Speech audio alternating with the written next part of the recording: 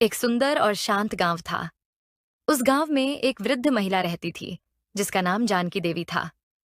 उनकी उम्र अधिक थी, लेकिन उनकी चतुराई, बुद्धिमत्ता और समस्याओं को हल करने की अद्भुत क्षमता के कारण पूरा गांव उनकी प्रशंसा करता था।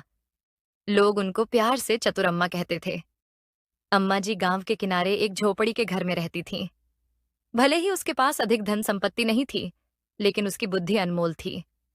गांव के लोग उनसे सलाह लेने आते थे और वह हमेशा अपनी हाजिर जवाबी और समझदारी से उनकी समस्याओं का हल निकालती थी।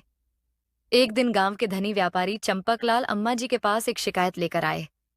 अम्मा जी, मुझे आपकी सहायता चाहिए।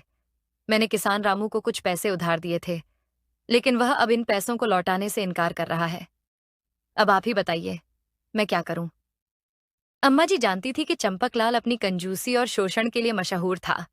इस पर उन्होंने कहा, क्या तुम्हारे पास इस व्यवहार का कोई लेखा जोखा है या किस चीज को गिरवी रखा है? चंपकलाल ने कहा, नहीं अम्मा जी, लेकिन मैं अपनी संपत्ति की कसम खाकर कहता हूं कि उसने मुझसे 10,000 लिए थे। अम्मा जी ने रामू को बुलवाया। तब गरीब किंतु ईमानदार रामू किसान ने कहा, हाँ अम्मा जी, मैंने कुछ पैसे उधार जरूर लिए थे, लेकिन समय रहते मैंने वह सारा कर्ज चंपकलाल जी को वापस कर दिया था।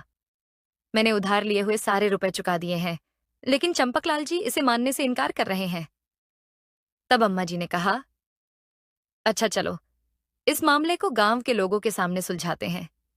गांव की सभा में अम्मा जी ने चंपकलाल से पूछा, बताओ कि तुमने रामू को पैसे कब और किस समय दिए थे? चंपकलाल ने कहा, दोपहर के समय जब सूरज डूबने के समय मैंने रामू को पैसे दिए थे।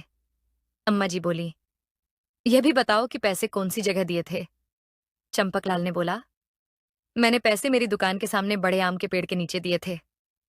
अम्मा जी ने रामू से पूछा, रामू, क्या तुम्हें याद है कि उस दिन मौसम कैसा था?